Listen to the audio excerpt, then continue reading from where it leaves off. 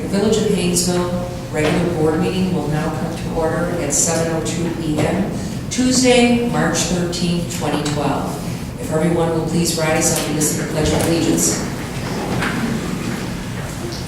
I pledge allegiance to the flag of the United States of America and to the republic for which it stands, one nation, under God, indivisible, with liberty and justice for all. Roll call. Mayor Linda Soto. Present. Trustees Dernoski. Here. Priest. Here. Duberstein. Here. Barrett. Here. Daly. Here. And Waddington. Here. Okay, we have a full board, so we're definitely in quorum. I ask for a motion for approval of tonight's agenda. So. Second. Roll call. Is that Walling? Yep. Sorry, thank you. Trustees Dernoski. Aye. Priest. Aye. Duberstein. Aye. Barrett. Aye. Daly. Aye. And Waddington. Aye. Motion carried. You gotta aim towards the mic, Wallen. Yeah. Just a reminder, everyone use mics. Okay, this time we take public comments. Is there anybody that turned in the form for public comments? No takers? Okay, gone. We'll move on to the omnibus vote agenda. Do I have a motion for approval? So moved. Second. Roll call. Can I ask a question? Only if you remove the item from the omnibus. That's, I'll ask.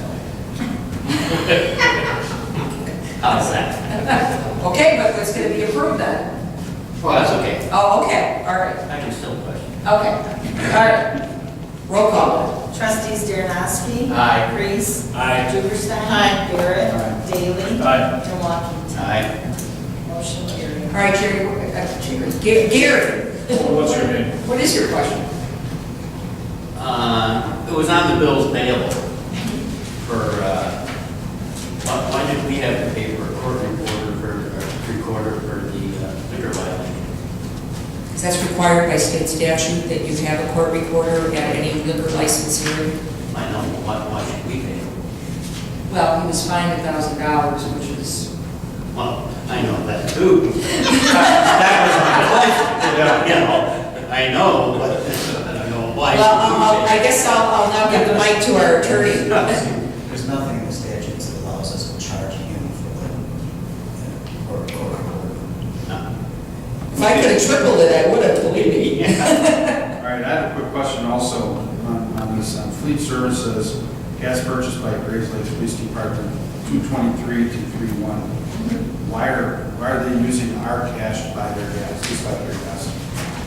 Well, they actually get refunded, or we We'll get, get reimbursed. yeah, Well, we'll I get, understand that, but still it ties up our money, and, you know, we're paying them an awful lot of money for policing services. You think they would have the wherewithal to fuel their own vehicles? they do fuel their own vehicles. The problem is with their gas station that they normally gas up at. We have a fleet service credit card, which Okay. we place over at America? 7-Eleven for them to use. 7-Eleven? Yeah. Okay.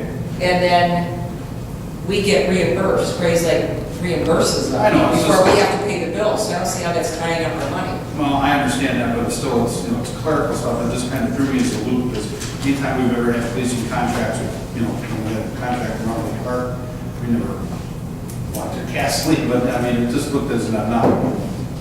Just to me, I mean, I've never seen that before. Sales tax to us, right? Well, it's revenue to the 7-Eleven, yes, the sales tax to us. I don't remember specifically, but I'll find out, but it's an odd situation that happened with the gas station in Grays Lake, and I believe Chief McCutcheon is looking at moving their account. They can't control what happens with a particular business or gas station. Right. Oh, so was there a vendor that fell off? Yes, Yeah. yeah, All right, okay, Yeah. all right. that's- yeah, they said we're in a bind. Then We got fine. vehicles running out of gas, we cannot get gas at our gas station, can you help us out? Well, yeah, that's fine. Easy fix, I said absolutely, I got a real easy fix. Just go along with it. We had the same situation last year when the severe power outage was happening. We put a gas card over at 7-Eleven for them because Grays Lake gas stations were out. Okay. We got our power way back before they did. Yeah, Yeah, so they asked over here and reimbursed us. this was, looked weird, that's all. Not that we wouldn't pay the bill. Oh, no, yeah, Yeah, I know we just did. no. Any other questions? No. Okay. All right, we'll move on to reports and communications, starting with our village engineer, Greg Lewin. Thanks, Mayor. Just a couple items today. For the water fuel tax, the engineering plans are at IDOT for their review. Next step is to approve the resolution and then bid the project sometime in May. And that's a business item later on in the agenda. The IEPA loan program, I confirmed with Kevin Bryant at the IEPA that they do have our Greg, I'm going to cut you paperwork. off. We have some people having a hard time hearing you. Can you move the mic a little closer? Sure. Spoke with Kevin Bryant of the IEPA. He confirmed that they have our loan documents and we're ready to go. Next step is the notice of award to Berger Excavating and also execute their contract. That's also later on in the agenda today. We have a pre-con scheduled for Monday, and then we'll get all the insurance and other paperwork squared away with Berger at that time. As far as the Route 120 school safety zone, I have not seen the letter, but the mayor tells me that they have issued us a letter basically denying our request for a reduced speed zone across the entrance of the school. And as far as the water tower painting project is concerned, I spoke with Rick Lieber.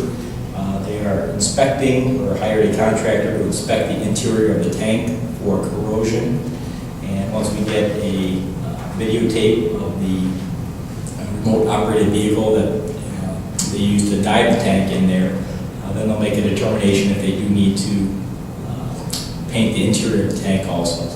The budget numbers that we provided were $200,000, and that includes about $130,000 for the exterior painting and about $65,000 for the interior painting. We're hoping that the interior could be omitted from the project.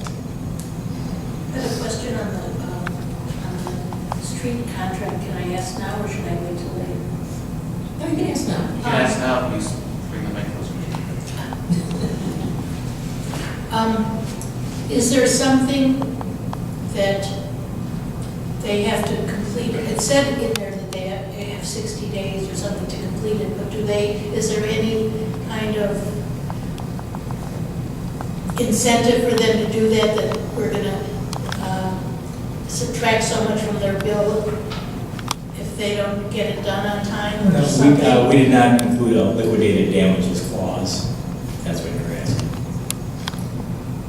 I mean, have you worked with them before? Are they pretty good about getting things done on time? They're pretty good about getting things done. In general, the papers that will be doing this work.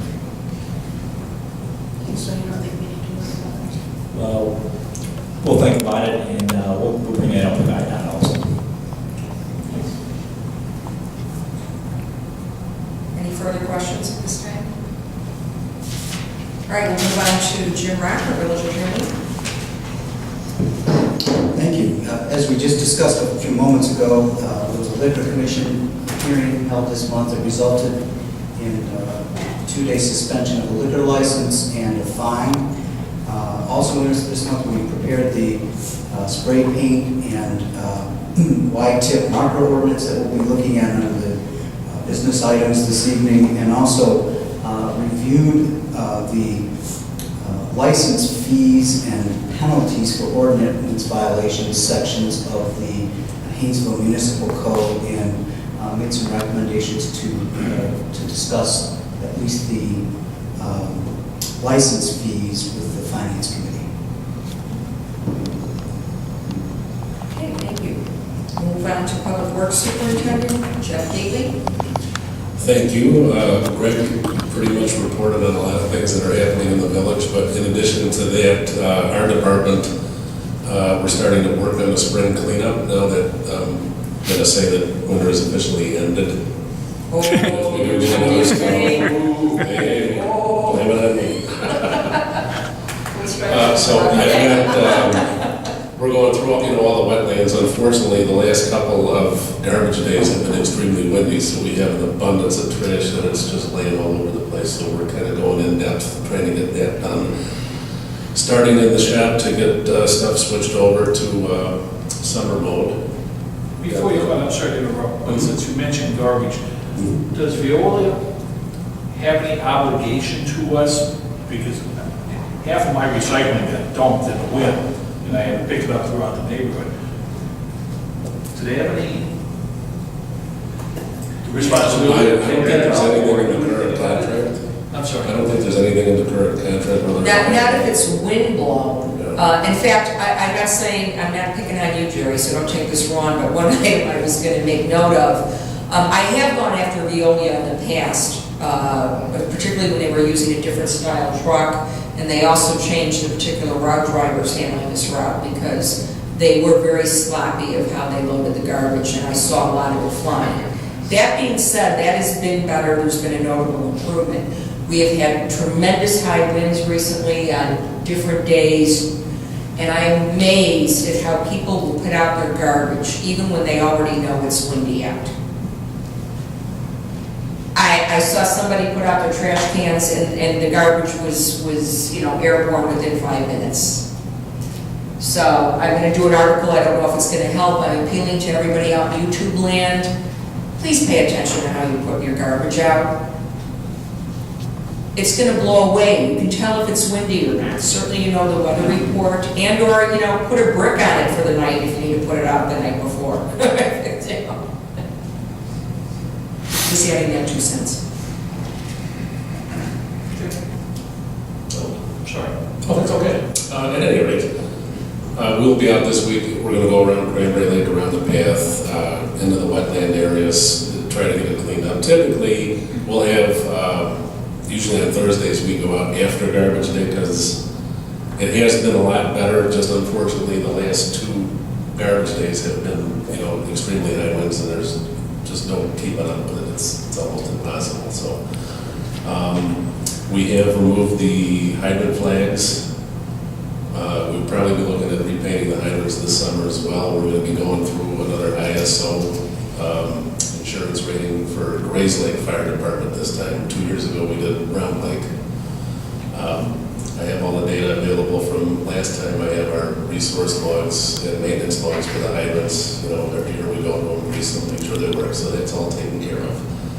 I'm still working on the capital needs study. Tomorrow night at our committee meeting, I'm going to use the brain of Mr. Terry Graham for some of our well pump, water pump, lift station issues, lifespans and stuff like that, just so we can get everything fine-tuned to get a plan in place. I've got new lights, little LED lights for the dump truck. That doesn't have any warning lights other than the hazards on there. It really should. Those are expected to arrive tomorrow, so I'll have those installed hopefully Thursday. Everything works out. I did a little pre-wiring already. And once I get some more details, I'm probably going to be out for a little while. I have to have some surgery that's come up. Once I get final details on how long I'm going to be out, what recovery is going to be, I'll be working with the committee and with the mayor to make sure, we have adequate coverage within the village, so everything should run without fail. And that's all I've got. Thank you. Okay, thank you. Building official, Russ Crayley is not present tonight. Russ was out recently due to an appendectomy, and when that attack occurred, he was supposed to be leaving to Ohio to check on his father, who has had some health issues, and so Russ left to visit his father. To make a long story short, his father is in the hospital and not doing so good, so Russ is not present tonight. Russ is available by cell if need be. I spoke to him several times today. We have nothing urgent pressing, so if anybody needs anything from the building department, please contact me. I am in constant contact with Russ. I don't want everybody calling him. I think there's nothing that urgent that can't be filtered through or handled. Paul, our plumbing inspector, is also available to handle certain things as need be, so I'll keep everybody posted on the status of that. And we will move on to our EMA coordinator, Mike Benko. Thank you. No emergencies. Also, pay attention to, or don't pay attention, your choice. Look at the upcoming newsletter for some valuable tips, checklist.